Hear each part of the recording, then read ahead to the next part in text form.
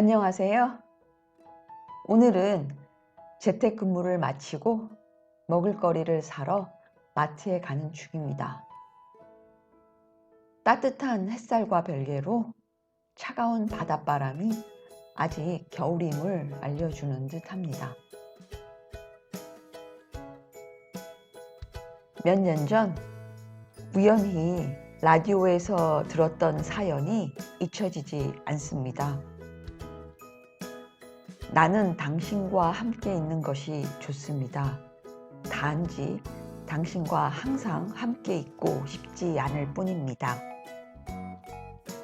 그 당시 64세, 70세였던 남녀 커플의 이야기였는데 24년간 이 커플은 단 한 번도 같이 산 적이 없다고 합니다. 각자 다른 도시에 살면서 기회가 있을 때마다 서로 왕래를 하고 만나기를 24년 동안 이어오고 있다고 합니다. 그 커플은 서로에 대한 애정이 지속적이고 어느 정도의 긴장감도 유지되며 무엇보다도 독립적인 삶이 만족스러워 앞으로도 이와 같은 삶을 포기하지 않을 거라고 했습니다.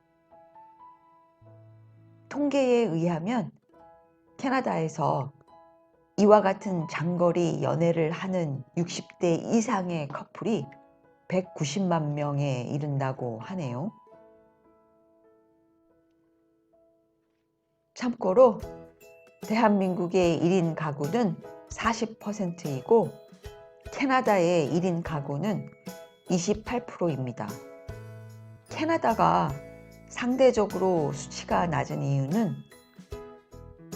주거비, 특히 렌트비 분담을 위해 동거를 하거나 룸메이트를 두는 경우가 많아서라고 하네요. 저는 특별한 이유가 있어 혼자 사는 건 아닙니다. 그냥 특별한 이유 없이 그저 혼자 살고 싶은 평범한 1인일 뿐이죠. 혼자 사는 삶이라고 별다른 게 아니라 그저 삶의 형태만 다를 뿐이라고 생각합니다.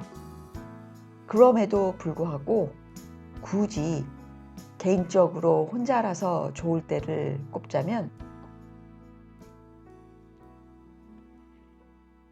첫째는 먹고 싶은 건 무엇이든 언제든지 먹을 수 있는 것.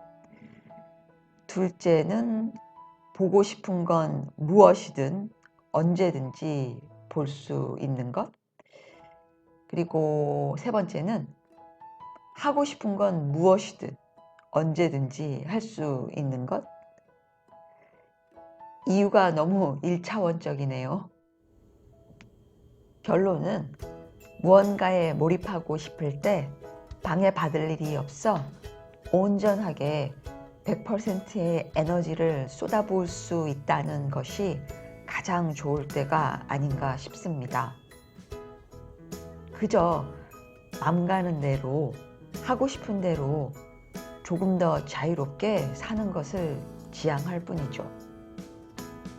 그렇지만 내 멋대로 산다고 해서 막 살지는 않습니다.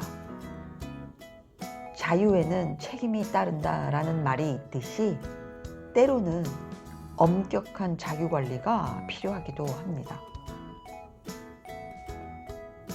지금까지 말씀드린 것은 제 개인적인 견해일 뿐이며 어떤 삶이 더 나은 삶이라고 단정 짓거나 평가하고자 하는 것이 아닙니다.